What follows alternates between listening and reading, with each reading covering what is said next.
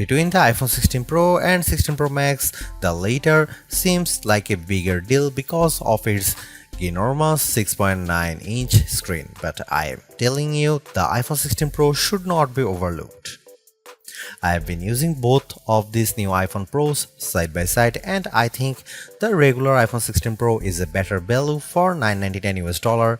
You get a bigger display than last year, the most powerful 5x zoom that used to be a Pro Max exclusive, and an impressive battery life boost based on our testing. Otherwise, the iPhone 16 Pro has all the same goodies as the Pro Max, including the powerful A18 Pro chip, upgraded 48 megapixel ultra-wide camera, and impressive video features like 4K 120 FPS slow-mo videos and audio mix for zapping background noise. Apple Intelligence features like writing tools and the new Siri are promising based on early testing of the iOS 18.1 developer beta, but that won't officially arrive until October. As you will see in my iPhone 16 Pro review, this is ounce for ounce one of the best phones you can buy and the best iPhone for power users on a budget, even if there's not a truly wow feature yet for Apple Intelligence yet. The iPhone 16 Pro goes on sale September 20 and starts at $999 for 128GB of storage. It's worth noting that the iPhone 16 Pro Max features 256GB of capacity in its base model.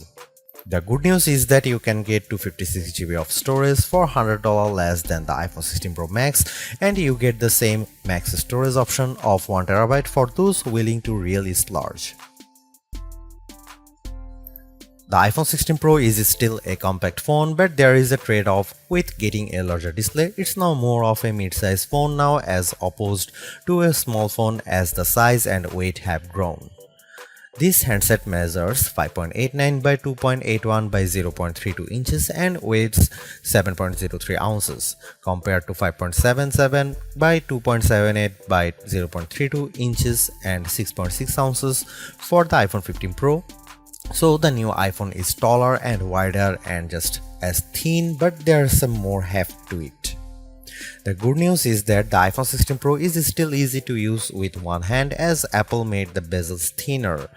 The design should be more durable too, as Apple claims that the ceramic shield display is 50% tougher. Plus, the band is still made of titanium, which is more durable than aluminum. The iPhone 16 Pro colors aren't very flashy compared to the regular iPhone 16. There's white titanium, black titanium, natural titanium, and the new desert titanium, which is like a soft rose gold. I prefer the desert hue because it looks new. The iPhone 16 Pro has a few key upgrades that I appreciated during my testing. There's a sharper 48 megapixel ultra-wide camera, a faster 48 megapixel main fusion camera with zero shutter lag, and the 5x tetra prism zoom borrowed from the Pro Max series.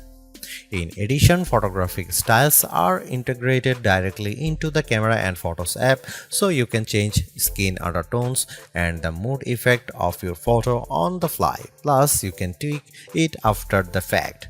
To test the iPhone 16 Pro's faster performance, I had my son take a photo of me shooting a jump shot side by side with the iPhone 15 Pro, and the result is brighter and more detailed image. How does the iPhone 16 Pro compare to the best camera phones? I shot a number of pictures using the iPhone 16 Pro alongside the Samsung Galaxy S24 Ultra and the Google Pixel 9 Pro XL to find out. I put the ultra-wide camera to the test on the iPhone 16 Pro with this shot of a beach and Apple comes out on top. The colors are more natural through the iPhone versus the Galaxy S24 Ultra, and Samsung's peak looks distorted on the right side by the flowers. Here are some camera samples of iPhone 16 Pro.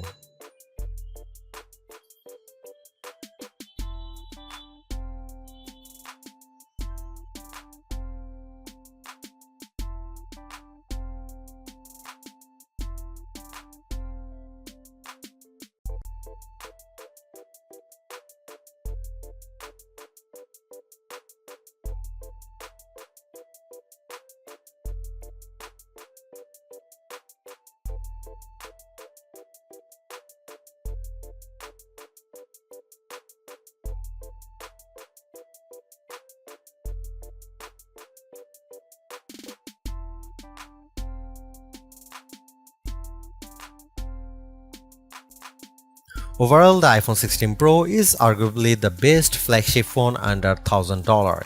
You get the same excellent cameras as the iPhone 16 Pro Max for $200 less, and I think the screen is big enough at 6.3 inches while being easy to use with one hand. I also like the improved battery life, handy camera control, and compelling audio mix feature for videos. The Apple Intelligence capabilities such as writing tools, the new Siri, and cleanup show promise, but some of the more exciting features like ChatGPT integration, image background, and the Google Lens like visual intelligence are coming later. In terms of the competition, I think the Galaxy S24 Plus and Google Pixel 9 Pro have more compelling AI features right now, but I prefer the camera system from the iPhone in many cases and the extra performance from its A18 Pro chip. Should you upgrade to the iPhone 16 Pro? If you have an iPhone 13 Pro or older phone, I'd say yes.